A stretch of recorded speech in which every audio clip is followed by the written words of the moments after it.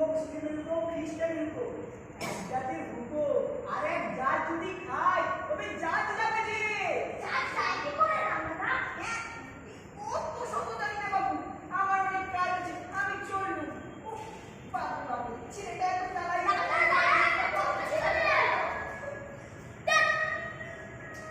না, এভাবে হবে না। আমাকে কিছু করতে হবে দেখছি।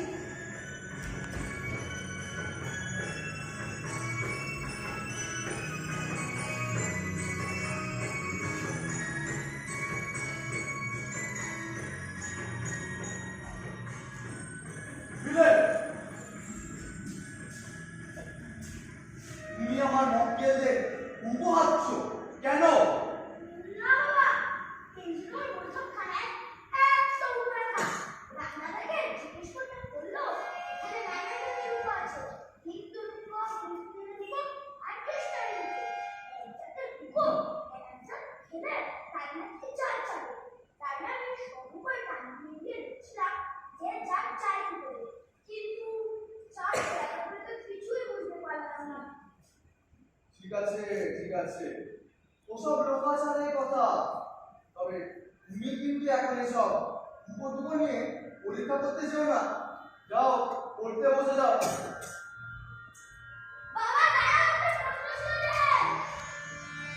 তার শ্রেষ্ঠ সন্তানকে বরণ করে নিতে ঘরে ফিরে বিশাল সংবর্ধনার উত্তরে তিনি বললেন, নতুন ভারত বেরুক, বেরুক লাঙল ধরে চাষার কুটির ভেদ করে, জেলে মালা কুচি মেথলের ঝুপড়ির মধ্য হতে, বেরুক মুদির দোকান থেকে, ভুনাওয়ালার উনুনের পাশ থেকে, বেরুক কারখানা থেকে, হাট থেকে, বাজার থেকে, বেরুক ঝোল জঙ্গল পাহাড় পর্বত থেকে।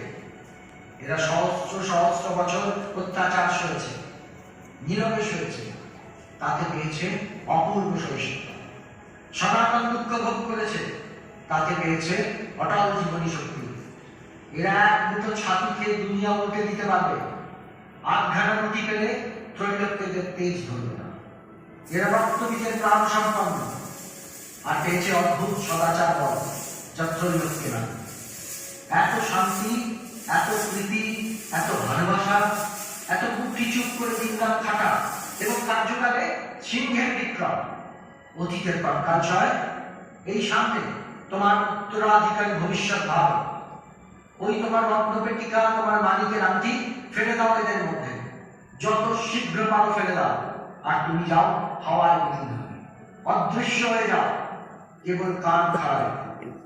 তোমার যে বিলীন হওয়া অমনি শুনবে কোটি জীবতা স্পন্দে ত্রৈলোক্য কম্পনকারী ভবিষ্যৎ ভারতের উদ্বোধন ধ্বনি, বাহ গুরু কি ফতে।